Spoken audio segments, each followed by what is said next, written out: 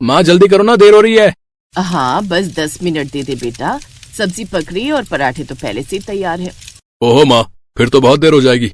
आप एक काम करो, मेरे लिए 2 अंडों का ऑमलेट बना दो जल्दी से।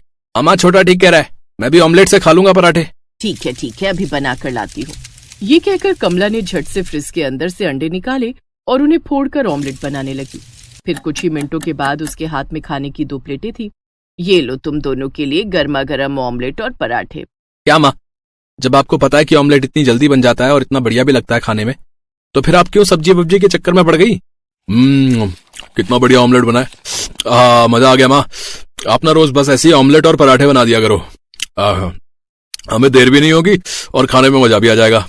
बात तो सही है तुम्हारी, पर क्या करूं, इतनी मुर्गियां नहीं है ना हमारे पास। 4 ही अंडे बचे थे घर में और अब वो भी खत्म हो गए। बस इतनी सी बात, आप चिंता मत करो माँ। आज घर लौटते हुए मैं पूरी 10 मुर्गियां और ले आऊंगा, फिर जितना चाहे उतने अंडों का ऑमलेट बनाना, ठीक है? चल पागल कहीं का। कमला को लगा था कि उसके बेटे उसके साथ मजाक कर रहे हैं, लेकिन शाम को जब सुशील और अनिल घर लौटे तो वाकई वो अपने साथ ढेर सारी मुर्गियां लेकर आए थे। और फिर अरे तू तो सच में इतनी सारी मुर्गियां ले आया, घर में पोल्ट्री फार्म खोलेगा क्या? वैसे आइडिया बुरा नहीं है कमला, ना तो अपने पास जमीन की कमी है और ना ही चारे की। हाँ पापा, आइडिया एकदम बढ़िया है। इसे कहते हैं आम के आम और गुठलियों के भी दाम।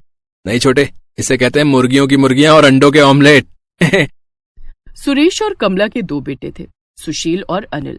सुरेश के पास खेती लायक काफी जमीन थी और उसी खेत में एक तरफ उसने अपना मकान बनाया हुआ था और बाकी जमीन पर कई तरह की सब्जियां उगाई जाती थी।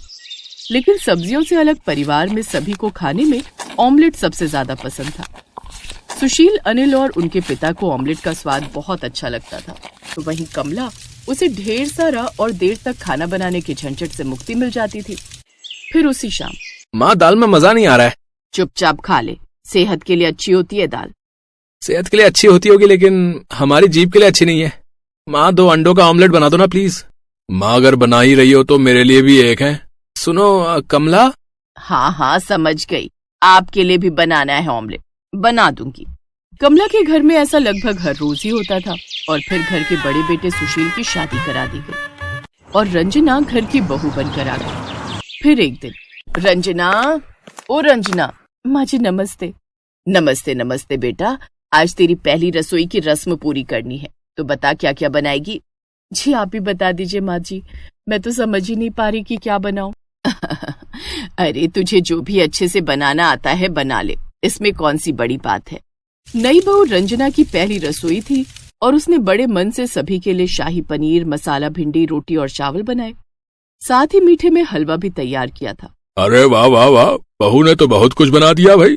हाँ पर क्या हुआ जी, कुछ और खाने का मन है क्या? अगर 2 अंडों का ऑमलेट और मिल जाता ना तो मजा आ जाता कसम से। हाँ भाभी, एक मेरे लिए भी बना देना प्लीज है। बेटी एक काम करो, जब बना ही रही हो तो एक ऑमलेट मेरे और कमला के लिए भी बना देना है। ये सुनकर रंजना हैरान थी। उसने इतना बढ़िया खाना बनाया था पर कोई उस खाने को हाथ ही नहीं लगा रहा था। लेकिन वो घर की नई बहू थी, तो उसने बिना कुछ कहे रसोई में जाकर सबके लिए बड़ी मेहनत और कलाकारी से ऑमलेट तैयार किए, जिन्हें खाने के बाद क्या बात है भाई। मजा ही आ गया आज तो। बहू, आज से हम सबके लिए तुम ही ऑमलेट बनाओगी हैं?